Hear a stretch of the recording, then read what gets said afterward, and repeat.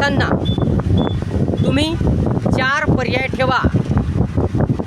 4 पर्याय बाकी राहिले म्हणजे तुम्हाला कोणत्या ना कोणत्या क्षेत्रात तरी यश मिळेल. एका क्षेत्रात जर तुम्हाला अपयश मिळालं तर दुसऱ्या क्षेत्रात यश मिळेल, दुसऱ्या क्षेत्रात अपयश मिळालं तर तिसऱ्या क्षेत्रात यश मिळेल, आणि तिसऱ्या क्षेत्रात जर अपयश आलं तर तुम्हाला चौथ्या क्षेत्रात तरी यश मिळेल.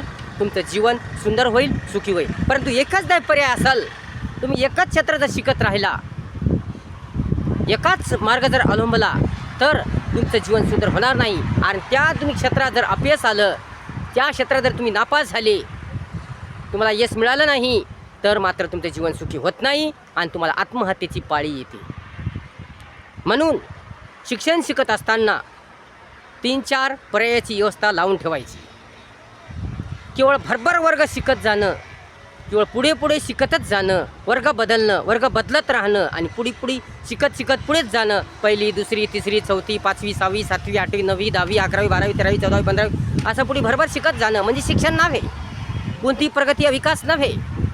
म्हणून भरभर शिकत जाणं म्हणजे प्रगती विकास नव्हे, तर विचारपूर्वक, काळजीपूर्वक तुम्ही शिका, शिक्षण शिका. शिक्षण शिकत असताना तुम्ही 3-4 पर्यायची व्यवस्था लावून ठेवा. तुमची 10वी झाली, 10वीला चांगली टक्केवारी पडली तर तुम्ही ITI करा. 10वीच्या अगोदरच MSc करून ठेवा आणि MSc झाल्यानंतर तुम्ही 10वीला ITIला ॲडमिशन घ्या. ITIला ॲडमिशन घेऊन तुम्हाला 10वीला जर चांगली टक्केवारी असेल तर तुम्हाला इलेक्ट्रॉनिक कोर्स मिळेल. या तुमच्या टक्केवारीप्रमाणे तुम्हाला कोणता तरी कोर्स मिळेल आणि त्याप्रमाणे तुम्हाला कुठंतरी तुमच्या जाडजोड लावून जाईल, तुम्हाला नोकरी मिळेल. हा झाला तुमचा पहिला पर्याय आणि त्यात तुमची टायपिंग बी होऊन जाईल, आहे की नाही. हा झाला पहिला पर्याय, कारण टायपिंग आणि टॅली हे करणं आवश्यक आहे. आता दुसरा पर्याय म्हणजे तुम्ही 10वी झाली तुमची, 12वी झाली, 12वीला चांगली टक्केवारी मिळाली तर तुमची स्पर्धा परीक्षेची तयारी तुम्ही करा. हा तुमचा दुसरा पर्याय आहे. स्पर्धा परीक्षेची तयारी करा.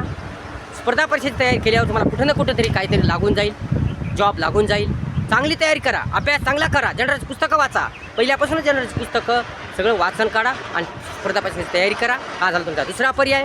आणि पुढे उन्हाळ्याच्या सुट्ट्यामध्ये कुठेही, उन्हाळ्याच्या सुट्ट्यामध्ये काहीमध्ये वेळ न वाया घालता मेडिकलच्या दुकानावर, इलेक्ट्रॉनिकच्या दुकानावर कुठेही राहून तुम्हाला जनरलला तुमचं वाढवता येतं आणि तुम्हाला इलेक्ट्रॉनिक म्हणजे असं मेकॅनिक काम शिकता येतं आणि मेडिकलचं कामसुद्धा शिकता येतं. म्हणून तुम्ही, हा झाला तुमचा तिसरा पर्याय, दुकानावर मेडिकलवर राहणे.